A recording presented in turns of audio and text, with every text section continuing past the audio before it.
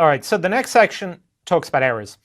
Errors while writing programs are absolutely normal. Every programmer, experienced programmers, you could be programming for 40 years, you'll make errors. It's just absolutely inevitable. So the important thing is not to have some kind of way of programming where you never make errors. That doesn't happen. The important thing is to track down where the error is. And there is support for this. So we start off with the editor. The editor tries to warn you about errors using a very subtle little icon on the left-hand side. So let's just do that. We'll go back to our world. I'm going to get rid of the music because it'll just annoy us at this point. So the first line of defense is the editor trying to spot us making an error. Now the editor can't spot everything, but let's have a look. We type in some kind of nonsense here and a X develops on the left-hand side of the editor. You see the X there? So we can hover on the X and the editor is trying to make some sense of the nonsense I've been typing, and it can't.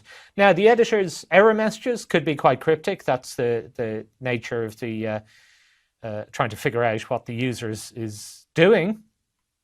But the point is, at least the editor is catching a syntax error in JavaScript. Now, let's say you didn't see that X, which is quite easy to miss, especially because it scrolls off screen as you go down, you see. I've gone down and I didn't see the X, now it's gone. You have to actually be on the line or close to the line. It has to be on the screen in order to see that X. So if I press save, what happens? Well, what happens is it picks up that there was a problem with the editor and it says world saved but may not run.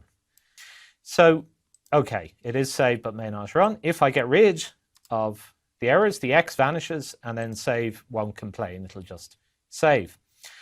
Now, there are certain things. For example, if I type the name of a function that doesn't exist, that's the name of a function that doesn't exist, the editor can't see a syntax error. It thinks that's okay because the editor doesn't do a checking of all functions that may or may not exist in all the libraries that I'm using.